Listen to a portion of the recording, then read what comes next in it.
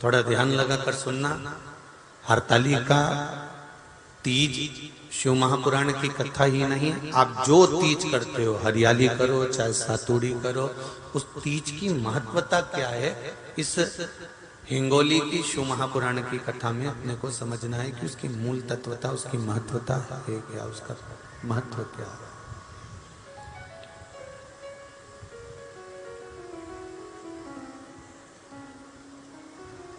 भगवान ब्रह्मा, भगवान विष्णु और भगवान शिव,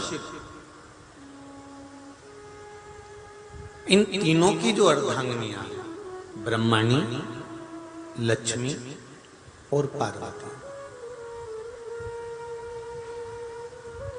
इन तीनों ने तप कर कर, साधना कर कर ब्रह्मदेव को, भगवान विष्णु को और भगवान शंकर को प्राप्त किया। और तीनों ने प्राप्त कर कर तीनों देवताओं से वर मांगा कि वर हमको ऐसा दीजिए कि हमारे तप साधना का फल नारी को तीज के दिन प्राप्त हो जाए। अब देखिए जरा, एक ही व्रत से, एक ही उपवास से उसको संपूर्ण तप साधना का फल प्राप्त हो रहा, संपूर्ण तप साधना का फल उसको मिल रहा है मात्र एक व्रत से। केवल एक व्रत कर रहे हैं और संपूर्ण तप साधना का फल उसको प्राप्त हो रहा है। ऐसा कोई व्रत, ऐसी कोई साधना, ऐसा कोई शंभो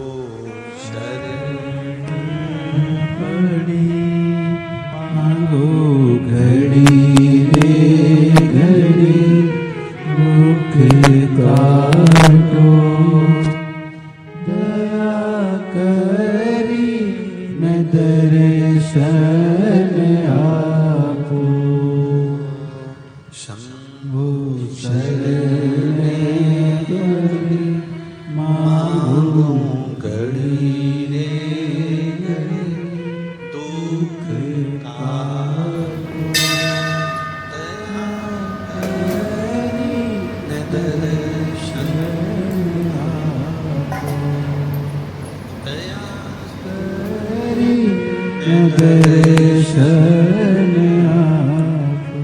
तो ब्रह्माणी ने ब्रह्मदेव से मांगा, लक्ष्मी जी ने भगवान विष्णु से मांगा, पार्वती जी ने भगवान शिव से मांगा कि ऐसा वर दे दीजिए जिस वर से एक ही व्रत करने से संपूर्ण फल की प्राप्ति हो जाए, संपूर्ण फल मिल जाए। ऐसा एक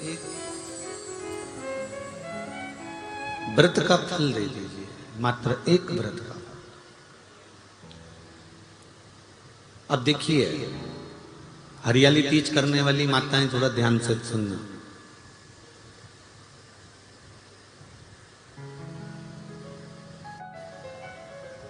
हरियाली तीज जब माताएं करती हैं तो एक हरियाली तीज, एक गणगौर की तीज,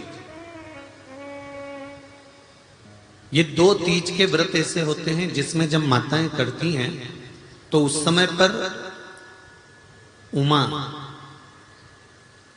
ब्रह्माणी और लक्ष्मी,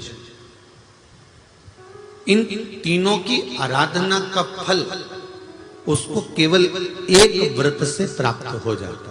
अब देखिए दूसरा, सातुड़ी तीज।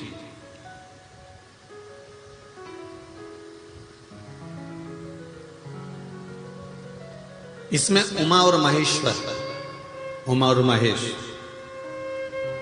ब्रह्माणी और लक्ष्मी, इन चार के व्रत तप का फल एक साथ सातुड़ी तीज के दिन प्राप्त हो जाता। अब एक आती है हरतालिका तीज। आप लोग करते हो हरतालिका? यहाँ लोग करते कि नहीं करते? करते हैं यहाँ पे हरतालिका? कौन कौन करता है? जरा हाथ उठाओ तो जरा। अरे सभी करते हो, रखो रखो, बहुत बढ़िया, बहुत अच्छी बात। एक आती है हरतालिका तीज। इस तीज का व्रत माता पार्वती बेल वृक्ष के आनंद के साथ में फुलेरा बनाकर करती है, और जिसमें इस हरतालिका में माता पार्वती जी के जितने जन्म पहले हुए हैं, माता पार्वती का जन्म तो 52वें नंबर का, 52 नंबर पे माता पार्वती का जन्म है। इससे पहले तो माता के 51 जन्म पहले हो चुके, 51 जन्म माता पार्वती का पहले हो चुके। तो वो जितने जन्म माता पार्वती पूर्व में ले चुकी हैं, ब्रह्माणी जितनी बार ब्रह्मदेव के साथ में विराजमान हो चुकी हैं, इंद्राणी जितनी बार इंद्र के साथ विराजमान हो चुकी हैं, और लक्ष्मी चाहे वो राधा के रूप में हो, चाहे वो रुक्मणी के रूप में हो, चाहे वो सतभामा के रूप में हो, चाहे वो यमुना के रूप में हो, चाहे वो गंगा के रूप में हो, जितनी बार माता लक्ष्मी ने रूप धारण करे हैं वो सब रूप में, और माता पार्वती अपने सारे रूप में, ब्रह्माणी अपने सारे रूप में, लक्ष्मी अपने सारे रूप में इस हड़तालिका तीज के व्रत को करने के लिए आतुर रहती हैं। और इस व्रत को कर कर एक दिन में ही संपूर्ण विश्व का जितना तप है, साधना है, उपवास है, सबका फल एक साथ एकत्रित कर लेती हैं केवल एक व्रत में, हड़तालिका तीज। अब एक बात ध्यान से सुनिएगा, सारे व्रत आपका अगर स्वास्थ्य खराब हो गया तो आप व्रत छोड़ सकते हो। जितने भी व्रत आप लोग कर रहे हैं पूर्व के, सोमवार, मंगलवार, एकादशी, छठ, पंचमी, चतुर्थी, अगर आपका स्वास्थ्य खराब है तो आप उस व्रत को छोड़ सकते हो, सारे व्रत को छोड़ सकते हो। पर तीज का जो व्रत होता है, हरतालिका जो व्रत होता है, ये व्रत एक बार लेने के बाद जब प्राण छूटते हैं तभी ये व्रत समाप्त होता है, अन्यथा बीच में ये व्रत समाप्त नहीं।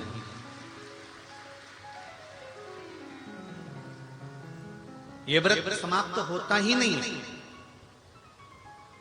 अगर शरीर से नहीं बनता कि अब हमारी अवस्था हो गई, अब शरीर से नहीं बन रहा है, तो भले एक पहर की पूजन कर कर, एक पहर का नियम धारण कर कर, एक पहर का स्मरण कर कर, एक पहर का पूजन कर धारण करो, और उसके बाद में भले आप थोड़ा सा जो भी आपको लेना है वो कर लो, पर इस व्रत को करना ही पड़ता है। इस व्रत का नियम ही यही है। इस व्रत पार्वती मैं तुम्हें प्राप्त हुआ हूं, ये हरतालिका तीज के व्रत का फल है। शिव जी कहते हैं पार्वती, जो नारी हरतालिका तीज के व्रत का स्मरण करती है, फुलेरा जो बांधा जाता है उसमें 5 माला से ज्यादा माला लटकना चाहिए, 5 से कम नहीं। कितनी? जैसे माला जो लटकाते हो वो 5 से ज्यादा होना चाहिए। 5 तो जया, विषहरा, शामली बारी, दौतली, देव, इससे अधिक होगी चलेगा, पर इससे कम फुलेरे के अंदर माला नहीं होना चाहिए महाराज। दूसरा, फुलेरा जहां हरतालिका व्रत हो वहीं पर बांधा जाता है। हरतालिका तीज का व्रत एक ऐसा व्रत होता है जो मरते दम तक रहता है। इस व्रत को छोड़ा नहीं जाता। ये नहीं कि सियोर वाले गुरुजी ने कहा और अपन ने एक बार कर लिया और अगली बार वो व्रत गायब हो गया, ऐसा नहीं होता। हरतालिका तीज अखंड सौभाग्य के लिए, वंश वृद्धि के लिए, कार्य सिद्धि के लिए और कुंवारी कन्याएं उत्तम वर प्राप्ति के लिए, आनंद सुख के लिए करती हैं। ऐसा नहीं है कि केवल स्त्री ही करती है। जब नारी किसी कारणवश व्रत नहीं कर पाती तो पुरुष इस व्रत को धारण करते हैं। 30 अगस्त को, यही 30 तारीख को, कल 29 है, परसों 30 तारीख को हरतालिका तीज रहेगी आप सब अपने हृदय से, मन से इस व्रत को कर कर अपने जीवन को सार्थक बनाइएगा। जो करते हैं, कितने लोग करते हो, जरा हाथ उठाइए, हरतालिका तीज इतने सारे करते हो, अरे वाह वाह, धर लो, प्रणाम प्रणाम, आपको बहुत बहुत नमन करता हूं, बहुत बहुत सारा। फुलेरा बांधते हो? नहीं, अब की बात बांधना। मंदिर में करते हो तो मंदिर में, घर में करते हो तो घर में। फुलेरा वंश की वृद्धि करता है, फुलेरा अखंड सौभाग्य देता है, फुलेरा मन की कामना को पूर्ण करता है। जो बेटियां जिनका विवाह नहीं हो रहा हो, या बेटे जिनका विवाह नहीं हो रहा हो, वो 7 स्थान पर कहीं फुलेरा बंधा हो तो फोन लगाकर पूछना कहाँ बंधा है, वहां का दर्शन करना। एक फूल में हल्दी कुंकू लगाकर शिव जी को चढ़ाकर फिर वहां से जाना। 7 स्थान के फुलेरे का दर्शन अवश्य करिएगा। जो व्रत नहीं करते हैं उनसे निवेदन है, कहीं हरतालिका हो रही हो तो वहां बैठकर अगर भजन हो रहे हो तो थोड़ी देर भजन गाने चले जाना। अपने मोहल्ले में, कॉलोनी में, सोसाइटी में कहीं हरतालिका तीज का व्रत हो रहा हो तो 2-4 मिनट जाकर दर्शन जरूर करना, जिससे भोलेनाथ आपका अखंड सौभाग्य करे और आपके मन की कामना पूर्ण करे।